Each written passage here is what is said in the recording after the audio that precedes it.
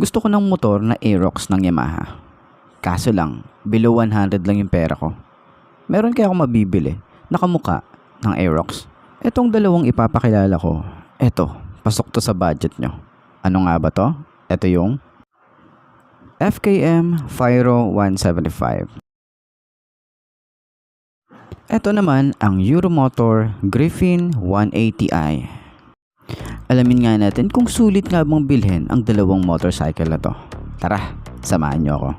Watch out for her dark side. Yeah, she got some sharp eyes. See her for the first time. Never let her out my sight. I just wanna stay up. Look at you all made up. Dirty thoughts are seeping into my mind. I can't wait up. Ooh, she looks so good, got me straight in the mood. She read that room, she know just what to do. Moving that body, she dancing and shaking. It's making them crazy, she know how to move. She said she's ready to party. Let's get it started. Tequila straight out the bottle. She looks so good when she's sipping a model. I can't get enough. I need you. I think this is lust, not love. Cause everything that we touch gives us a rush. And everything that we taste feels like a drug.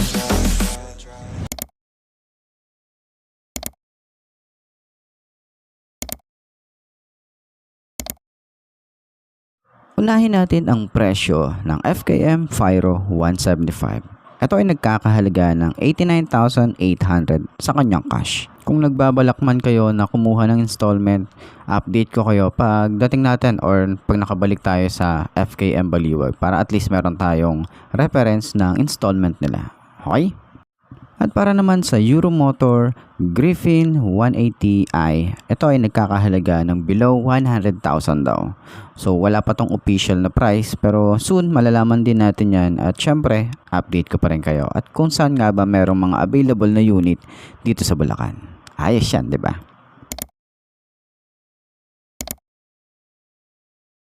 Okay, unahin natin ang FKM Fyro 175. Ito ay naka 4-stroke, single cylinder, naka air-cooled, single overhead cam, syempre naka fuel injection na rin to, pero ito ay naka 2 valves lang. Ang kanyang displacement, 175cc. Ang kanyang maximum power na 8.3 kilowatts at 8,000 RPM na may maximum torque na 11 Nm at 6,000 RPM. Ito ay naka CVT automatic transmission.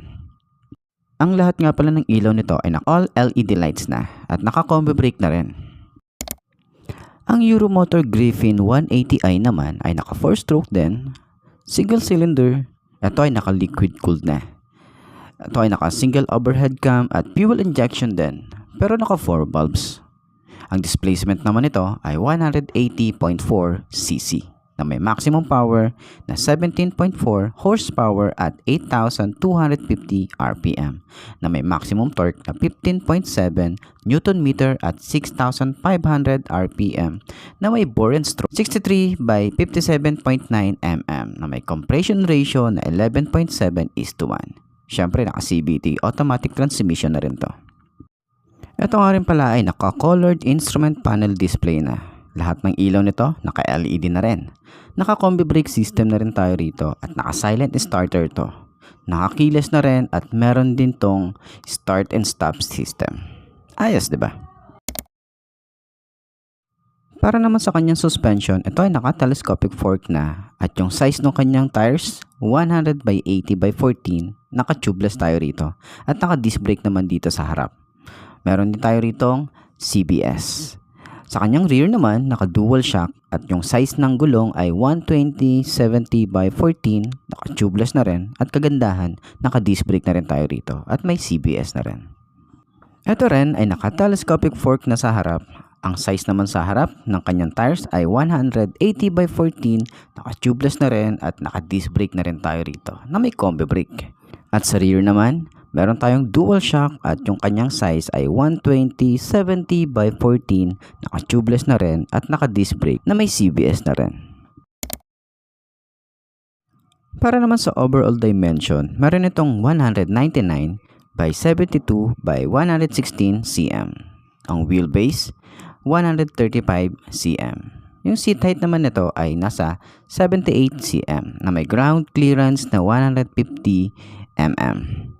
Ito ay may curb weight na 124 kilograms, medyo mabigat pero magaan na yan kapag naitayo na natin. Pero ang kagandahan kasi dito sa motorcycle na to, meron itong fuel capacity na 8.2 liters. Napakasulit nun para sa long ride, diba? At para naman sa grip pin 180i, meron itong overall dimension na 1970 by 700 by 1150 mm na may ground clearance na 100 mm. Para sa kanyang curb weight, meron itong 115 kilograms. Sa fuel capacity, 6.5 liters. Medyo mababa kumpara sa Fyro. Pero sulit na rin to kasi naka 4 bulbs na ang isang to. Pang long ride talaga.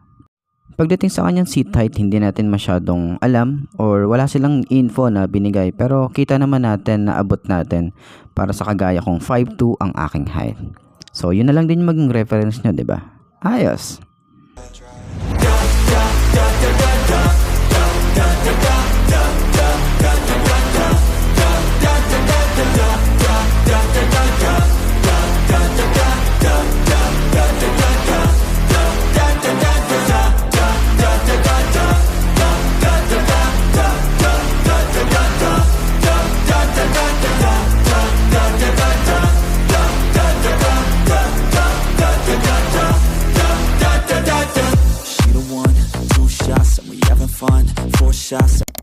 So sa tingin nyo, ito nga bang FKM Fyro 175 ang pinakasulit piliin sa dalawang to? Kayo pa rin naman ang magde-decide kung alin nga ba ang mas gusto nyo at kung alin ang mas trip nyo.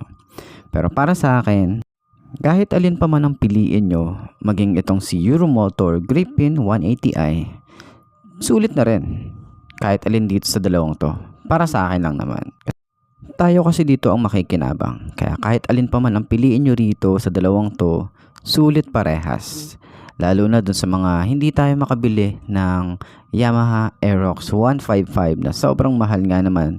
At sabi nga ng iba, binili nga lang daw yung pangalan. Sabi ng iba. Pero kung meron ka naman pera, bakit hindi mo bilhin, di ba?